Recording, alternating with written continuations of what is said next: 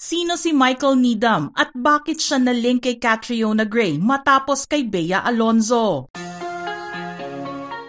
Nagsimula pa lang sa mga rumors noon ang tungkol sa pagkakalink ni Bea Alonzo sa isang British-Filipino na nagngangalang Michael Needham. Naging hot topic ang dalawa dahil may ilang buwan lang ang nakalipas. Matapos na mabalita ang breakup ni Bea sa kanyang ex-fiancé na si Dominic Roque.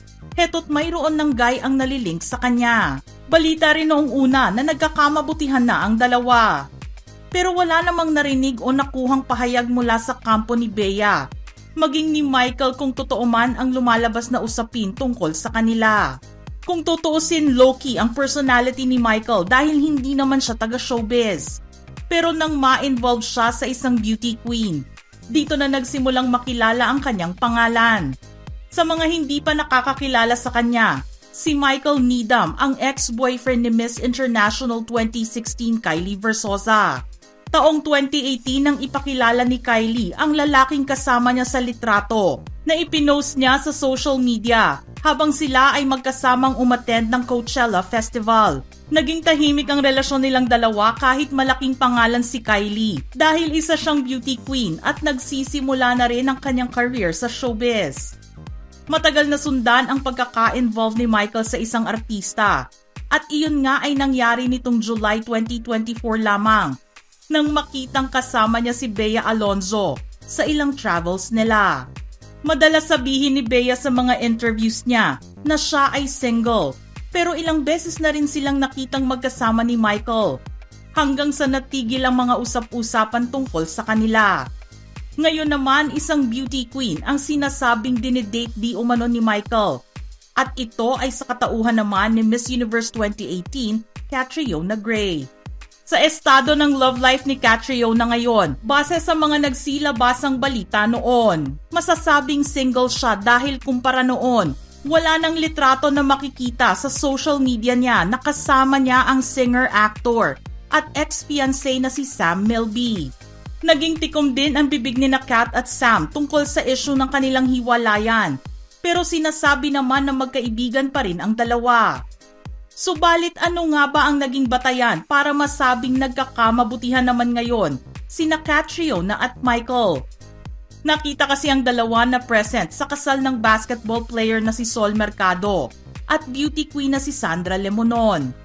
Malapit na magkaibigan sina Catriona at Sandra na naging mag-batchmates noong Miss World Philippines 2016 at Binibining Pilipinas 2018, kaya hindi maaaring hindi dumalo ang Miss Universe 2018 title holder sa kasal ng kanyang kaibigan na ginawa sa Bali, Indonesia. Bukod pa rito ay parte rin si Kat ng bride's entourage. Si Michael naman ay present din sa kasal ni Sol at Sandra. Sa isang litrato naman na kumakalat sa social media ngayon, makikita na magkatabi sina Kat at Michael sa group photo nila. Mapapansin din na nakaakbay si Michael sa balikat ni Kat at nakahawak naman sa baywang ni Michael ang beauty queen. Maganda rin ang ngiti ni Kat sa litrato at kahit si Michael ay makikitang maaliwalas ang mukha. Pero sa ngayon, haka-haka pa lang ang lahat ng balita tungkol sa pagde-date nilang dalawa. Pero sino nga ba si Michael Needham? At ano ang kanyang background? Si Michael J. Bangoy Needham ay isang Filipino-British entrepreneur and investor na nakabase sa Maynila. Lumaki siya sa 3 lugar, Jakarta, Hong Kong at UK. Nagtrabaho naman siya sa Hong Kong at London sa mga unang yugto ng kanyang professional career, pero ngayon ay full-time na siyang nakabase sa Maynila. Nag-aral si Michael sa Brighton College noong 2008 hanggang 2013, kung saan mataas na grado ang kanyang nakukuha sa Math, Economics, and Physics. Isa rin siyang atleta noong kabataan niya na naging team captain ng kanilang football and beach volleyball team. Ginugol naman niya ang kanyang kolehiyo sa London School of Economics and Political Science at kumuha ng Bachelor of Science in Management noong 2013 hanggang 2017. Graduate din siya sa nasabing paaralan na kasama sa honor roll o magna cum laude. Taong 2011 ay napunta siya ng Davao City para maging volunteer English teacher sa SOS Children's Villages International. Ginawa niya ito sa loob ng 5 taon at natapos lang siya sa volunteer work noong 2016. Maganda at promising naman ang laman ng resume ni Michael dahil sa mga trabahong kanyang pinasukan habang siya ay nag-aaral ng college. 1 buwan muna siyang naging intern ng commodities trading sa Morgan Stanley noong 2014.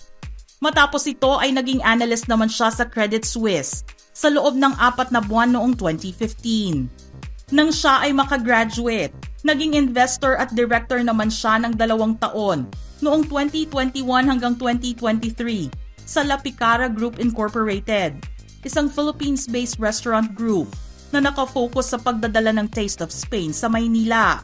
Sinimula naman niya noong 2019 ang kumpanyang Mind You, kung saan siya ang co-founder and non-executive director na nagbibigay ng comprehensive, data-driven mental health care solutions para sa mga negosyo. Ang kanilang layunin ay lumikha ng happier, healthier at mas produktibong mga tao. Nagbibigay ang Mind You ng mga mental health tech solutions sa mga negosyo at individual sa Asian region.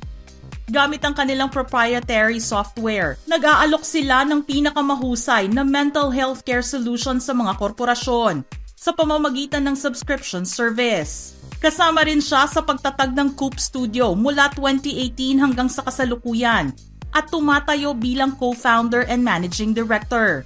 Ang Coop Studio ay isang hair salon na nakafocus sa pagpapaganda at pagdiriwang ng natural beauty ng isang individual.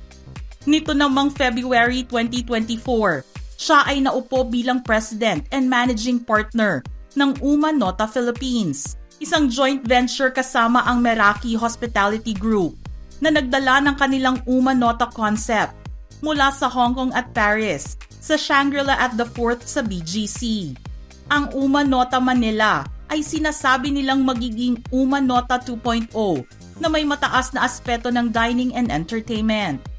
Pero bago ang lahat ng kanyang trabahong ginawa, unang nabasa ang kanyang isinulat na artikulo sa website ng Rappler. Nagkaroon ng pagkakataon si Michael na maging contributing writer sa section nilang Balikbayan Voices. Ang artikulong kanyang ginawa at na-publish noong May 11, 2016 ay mayroong kinalaman sa pagkapanalo at pagpili ng mga tao sa susunod na mamumuno sa bansa. Naging paksa niya ang dating Pangulong Duterte dahil natira siya sa Davao City ng 5 taon dahil sa kanyang ginawang volunteer work. Sa ngayon nga ay hinihintay pa rin ang panig ni Catriona at ang desisyon kung siya ay magsasalita sa isyong naisulat tungkol sa kanya o mananatiling tikom din ang bibig tulad ng ginawa ni Bea nang mapag-usapan ang pagkakaroon nila di umano ng relasyon ni Michael Needham. Wala mang pag-amin na ginawa si Michael sa estado ng relasyon nila ni Bea Alonzo. Sinasabi na ng mga nakakita ng letrato nila ni Catriona na habang may karelasyon ito, patuloy pa rin siya sa pakikipag-date. Bukas ang Showbiz Philippines sa magiging pahayag ni Bea Alonzo, Catriona Gray at Michael Needham sa isyong ito.